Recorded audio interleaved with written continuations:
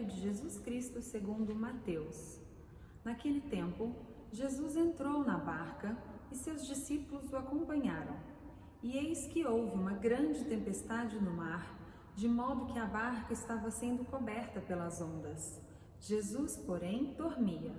Os discípulos aproximaram-se e o acordaram, dizendo: Senhor, salva-nos, pois estamos perecendo. Jesus respondeu: Por que tendes tanto medo, homens fracos na fé? Então, levantando-se, ameaçou os ventos e o mar, e fez-se uma grande calmaria. Os homens ficaram admirados e diziam: Quem é este homem, que até os ventos e o mar lhe obedecem? Palavra da salvação. Meus irmãos e minhas irmãs, paz e bem. Nessa sessão do Evangelho de Mateus, nós vamos ouvir a narração de alguns milagres que fazem mostrar o senhorio, o poder de Jesus, a divindade de Jesus. São milagres de exorcismo, são milagres que enfrentam fenômenos da natureza ou enfrentam o pecado. São todas essas atribuições próprias de Deus. Então hoje, por exemplo, no Evangelho, nós vamos ver essa narração belíssima desse milagre que acontece no Mar da Galileia. Este mar, ele é muito profundo.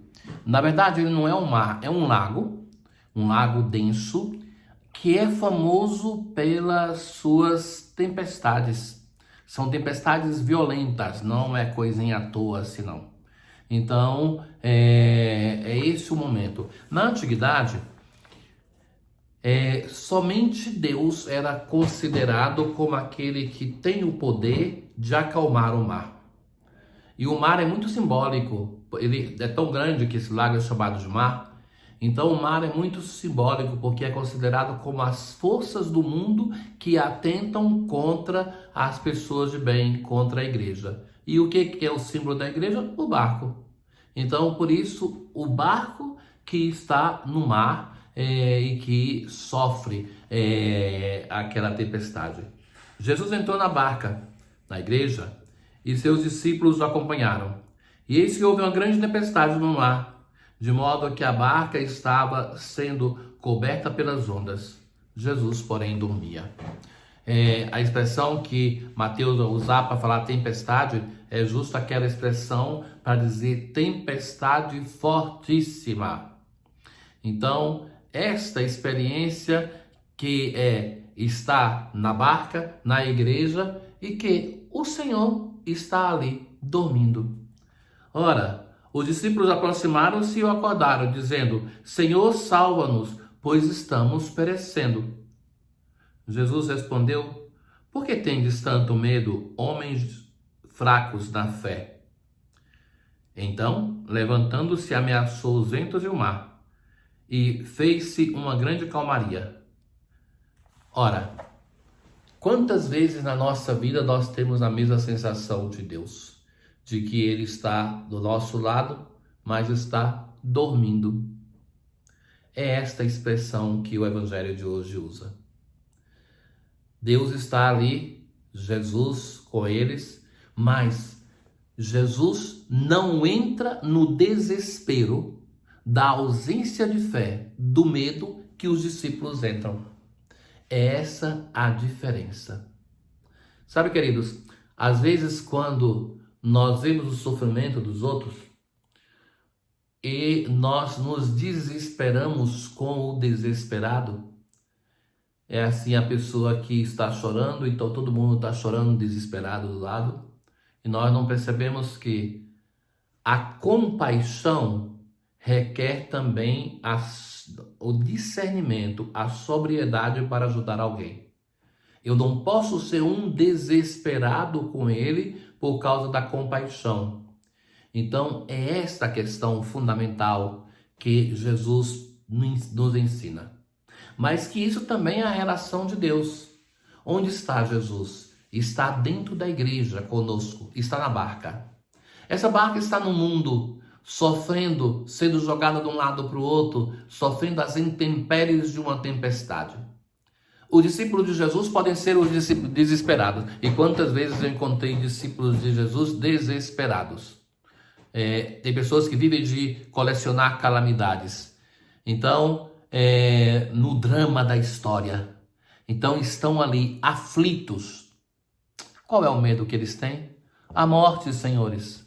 A morte, o medo de perder esta vida. É a morte que nos freia, é o medo que nos impede, é a incapacidade que nos coloca, o medo de sermos geradores de esperança e de vida. Então não veem uma outra solução. Eles acordam Jesus. E Jesus vai dizer para eles assim: por que tendes tanto medo, homens fracos na fé? Medo e fracos na fé. Coragem, fortes na fé. Então Jesus relaciona essas duas coisas. O medo, ele é fruto, sim, de uma ausência de fé, de uma ausência de esperança, de ter uma visão além daquela circunstância onde nós estamos. Mas o evangelho de hoje ele é escrito por causa desta frase final. Os homens ficaram admirados e diziam: quem é este homem que até os ventos e o mar lhe obedecem? Quem é este homem que até os ventos e o mar lhe obedecem? Por que a admiração? Porque não é outra pessoa senão Deus que pode acalmar o mar. A série de milagres que Mateus nos conta, elas, no primeiro grupo, nos mostrava a relação de misericórdia de Jesus com algumas pessoas e, sobretudo, pessoas que viviam no limite da sociedade hebraica. Se recordam? Um pagão, uma mulher, um leproso. Agora, Jesus é aquele que é apresentado como Senhor. E como Senhor, ele faz um gesto que manifesta a sua divindade e que as pessoas vão reconhecer e se admirar. Quem é este que até os ventos e o mar obedecem?